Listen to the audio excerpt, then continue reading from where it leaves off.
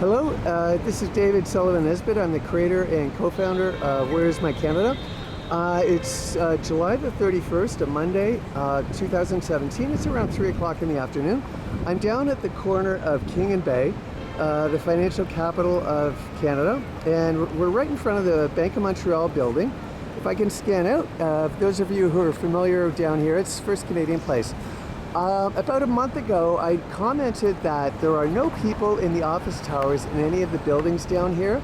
I came down again about a week and a half after I was down here again, and I looked up and I saw every single window had a blonde-haired woman sitting at the front. I quickly realized they weren't moving.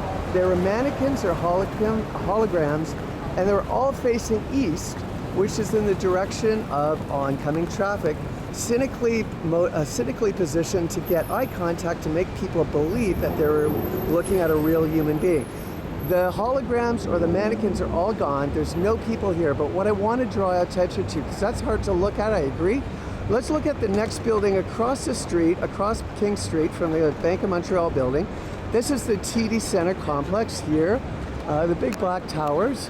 And so I want to look at this building because this you can see much better in. Now, there were no people here either.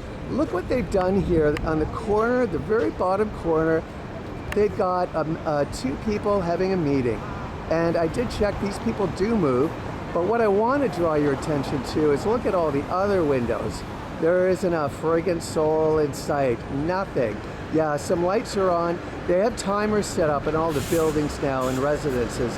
But look, you can see this. People who work down here, who have been down here for years like I was, you can kind of look at these windows one after the other and kind of scratch your head and think, where are all the people?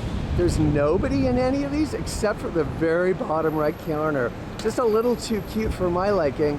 But again, we'll look at another floor. Look at all the boxes.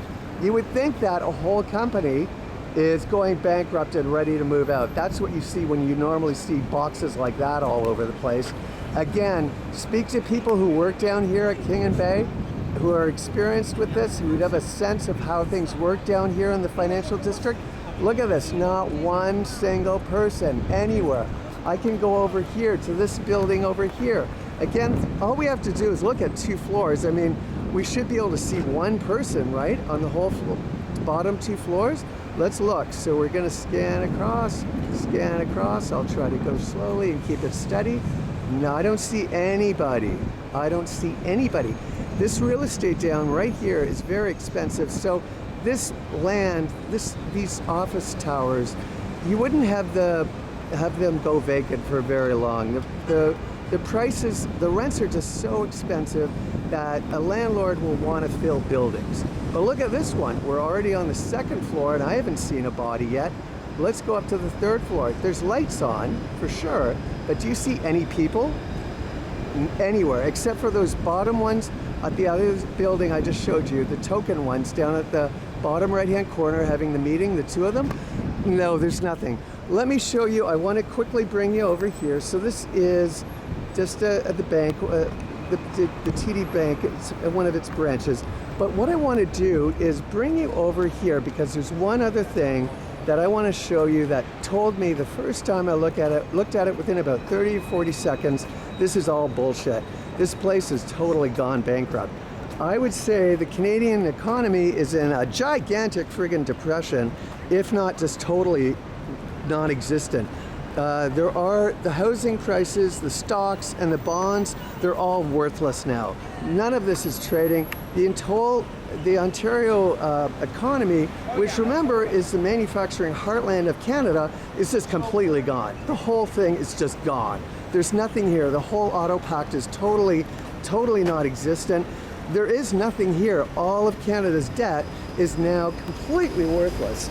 We are a piss-pot third world country.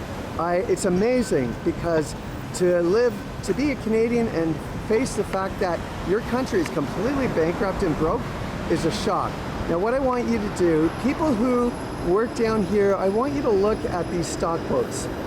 You should be able to quickly see, I want you to look at the prices, the price change, and the company names, because you can, I'm just going to skirt across here because they're going to put streetcars to block me.